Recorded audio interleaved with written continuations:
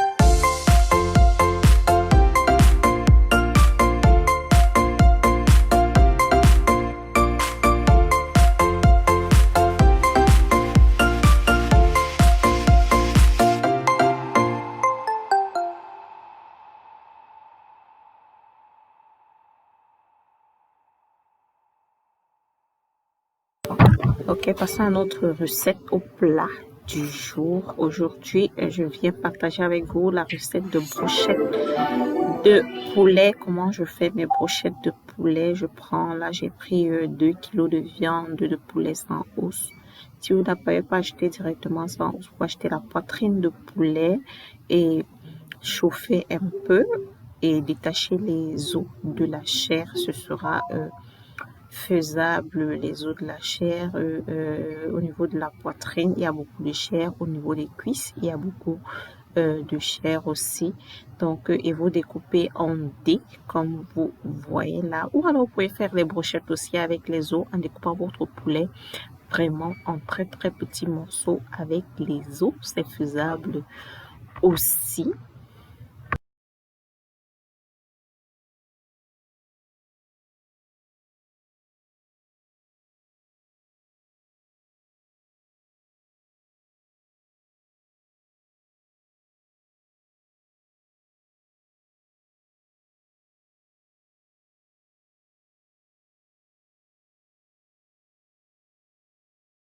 Là, je vais y mettre la marinade. Je vais vous mettre les ingrédients sur la barre d'infos. Il y a de l'ail, de l'oignon, du poivron noir, des épices, un mélange d'épices. Je vais vous mettre la recette sur la barre d'infos pour l'assaisonnement. Ne manquez pas d'aller regarder.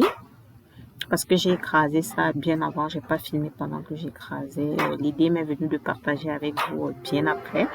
Donc, désolée, mais je vais vous mettre les différents ingrédients sur la barre d'infos. Donc, je vais bien mélanger comme vous voyez, je vais bien mélanger, on mélange bien et je vais couvrir et mettre au frigo pendant au moins 4 heures. Donc, pour assaisonner la veille. Mais moi, puisque c'était mon repas du soir et là, c'était le matin parce que j'ai fait les brioches pour le petit déjeuner, c'était le matin, il était peut-être 8 heures, 7 heures, quelque chose comme ça. Donc, je vais couvrir, comme vous voyez, je vais mettre au frigo pendant 1 heure. On revient à notre pâte de brioche. Elle est prête. J'étale sur ma planche avec du papier de cuisine au-dessus que j'ai saupoudré avec de la farine sèche pour que la pâte ne colle pas.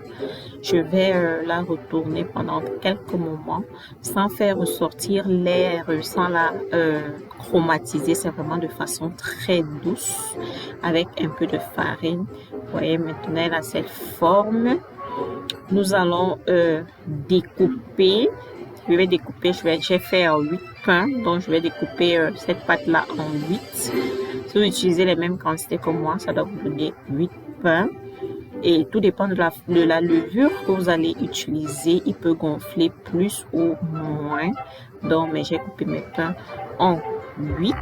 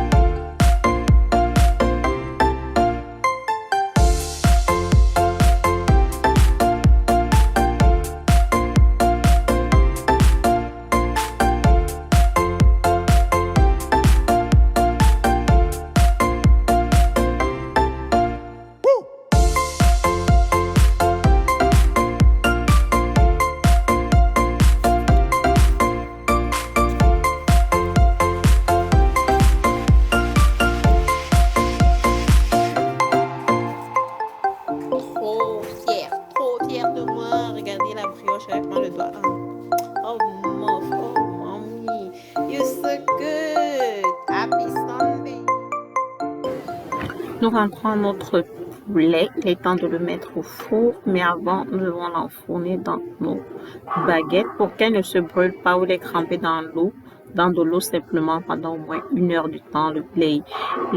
Quand vous avez celles en bois, là, elles vont absorber l'eau, ce qui fait que quand vous allez faire vos pochettes, ça ne va pas brûler. Je découpe souvent du poivron, de l'oignon et de la tomate aussi. Mais là, j'avais plus de tomates en fruits. Donc, je vais juste mettre de l'oignon et du poivron. Essayez la recette et venez me dire, c'est super bon quand ça reste longtemps dans les... Comme ça sort juteux, c'est pas sec, c'est bon et tout. J'accompagne ça avec, je vais vous montrer tout à l'heure, vous pouvez accompagner avec ce que vous voulez. Donc, moi j'ai fait du quinoa. Donc,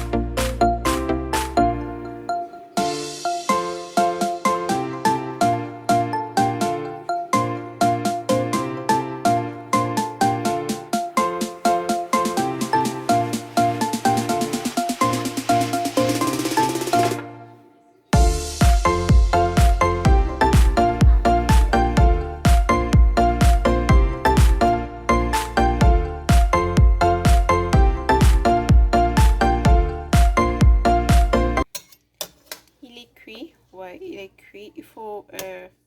Il doit être semi-cuit, pas vraiment. Si vous utilisez le riz, faites cuire aussi votre riz de la même façon, vraiment semi-cuit.